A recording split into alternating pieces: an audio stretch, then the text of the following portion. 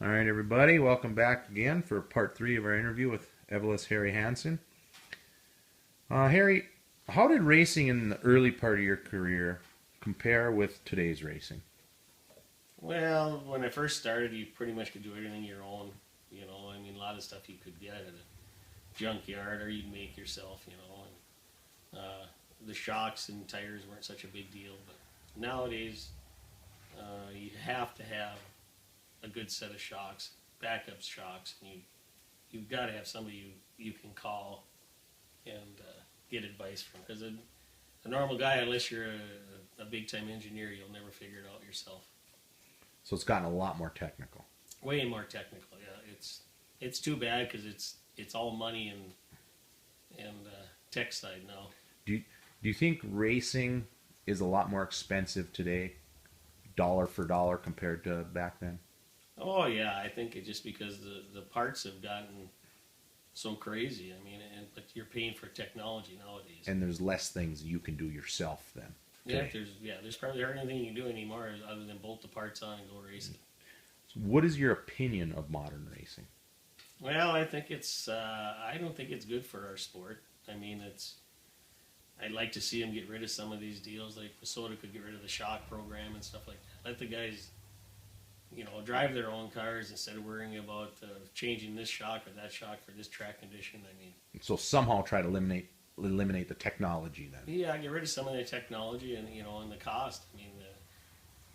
Back when I first started racing, I think the purse was the same as it was when I quit. And that's 45 years difference, and you're still making the same money. Okay. You mentioned at the Hibbing Racing banquet a few weeks ago that you dedicated the 2017 season to Bobby Kittner. What did Bobby mean to you, and what kind of guy was he? Well, Bob was a great guy. We went back a long time ago. All of us, me and him and Brad Hanson, and then we had all our pit crews and everything. We all hung around together, and he was he seemed like he was the card in the middle all the time, he wasn't. He was serious about racing, but he wanted to have more fun at racing, and he was just a great guy. He was full of jokes all the time, and you just never knew what he was going to do.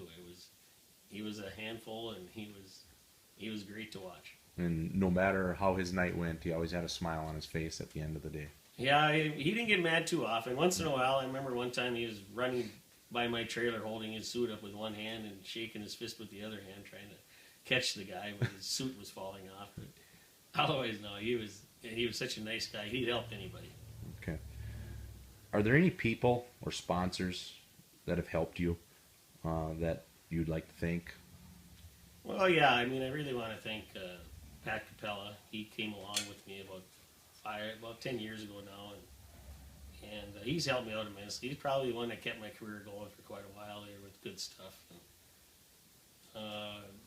Outlaw Race Parts, Doug came along and helped me here in probably the last 15 years, and he's been a great part for me. He searches parts that I need, and all my other sponsors. I've had great sponsors over the years. Mr. Nick's, Snickers Pizza, all of them have stuck by my side for 30-some years. Precision testing, and just Liquid Larry's, Barber Graphics. They've been with me for 25 years. So you've had some pretty dedicated sponsors. Yeah, that helped you a long like I said, time. Mr. Nick's, I think, was on my car for 33 years. No kidding. All the other ones have come, and they've been great sponsors. I've hung on to them for quite a few years. If you happened to win a lottery today, and you wanted to form a race team, but you needed to hire a couple drivers to drive your cars, of the people you've raced against, who would you put in those two cars? Boy, that's a tough question. I don't know who I would put in the cars.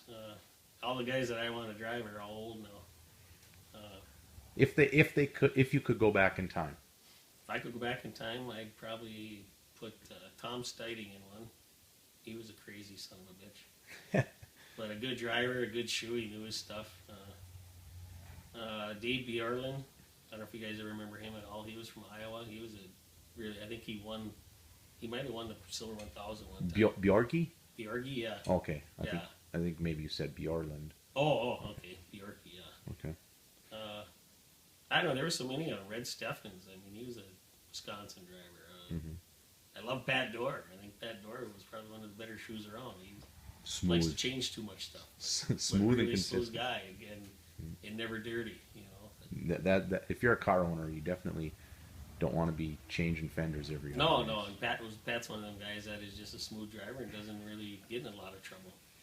Okay, well, Harry, after your long career in late models, what made you decide to park the late models and jump into a sprint car?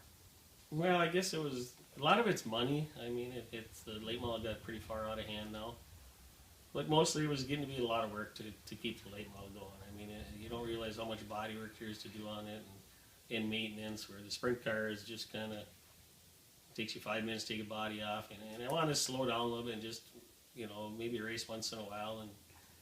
And I'd promised Vicky, my wife, that when I met her 13 years ago, I said, if I win 100 features together with you, that I would call it a career. Well, we hit 102 features Uh-oh. last year, and so I kind of said, well, I'll quit the late model, but I gotta race the sprint car a couple more years. So the sprint cars are probably just a little easier to work on, make things a little easier on you. Yeah, they're easier to work on, and they're not as technical. You pretty much just bolt stuff on, and you got to drive them and hang on, and they are a handful to drive.